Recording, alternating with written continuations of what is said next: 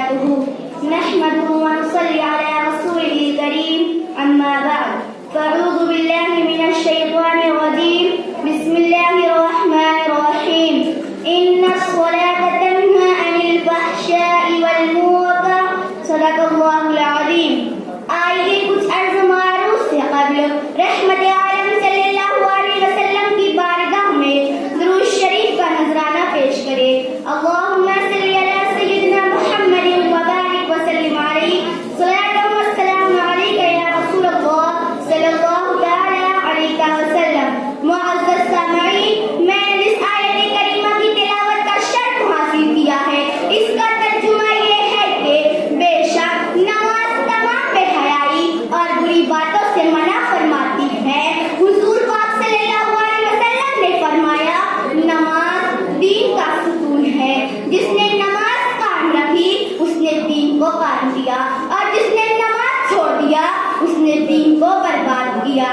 معزز سامعین کرام، نماز ہی وہ عبادت ہے جس کے ذریعے مومن کو خدا تعالیٰ کی نزدیکی حاصل ہوتی ہے.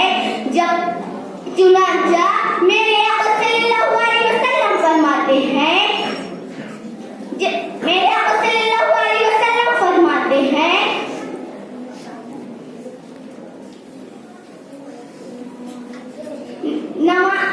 میرے آقا صلی اللہ علیہ وسلم فرماتے ہیں حضور پاک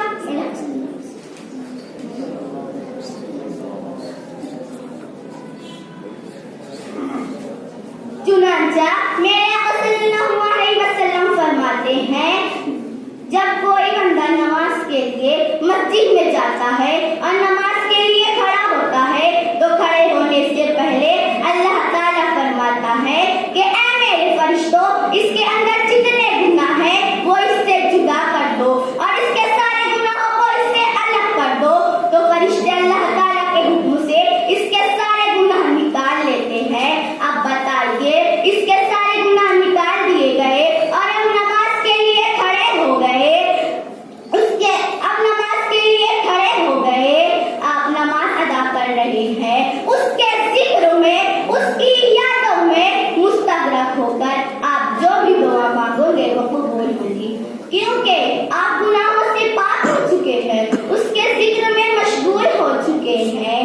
جب بندہ نماز سے فارغ ہوتا ہے تو فرشتے اللہ تعالیٰ سے فرماتے ہیں کہ اے میرے مولا، اس کے گناہ جو اس سے جدا کر لیے گئے تھے ان گناہوں پر ہم کیا کریں؟ تو اللہ تعالیٰ فرشتوں سے فرماتا ہے کہ اس بندے نے اذان کی آواز سنی اور اس پر لبیک کہا اور میری بارگاہ میں حاضر ہو کر میری عبادت کی، تو اس عبادت کی بدولت اس کے گناہوں کو معاف کر دیا جائے.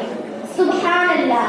یہ اللہ تعالیٰ کی کتنی بڑی نعمت ہے جسے ہم آسانی سے چھوڑ کر محروم ہو جاتے ہیں، کیونکہ یہ نماز کامیابی کی ضمانت ہے، نماز رضا الہی کا سبب ہے، نماز سکون قلب ہے، نماز راحت جان ہے، نماز مومن کا نور ہے، نماز دل کا سرور ہے.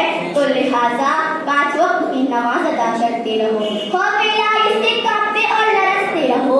پروردگار عالم اپنے نیک اور مقبول بندوں کے توفیق سے ہم سب کو اچھی راہ پر چلنے کی توفیق عطا فرمائے اور نماز ادا کرنے کا سچا ذوق و شوق عطا فرمائے. وما علینا الا البلاغ المبین.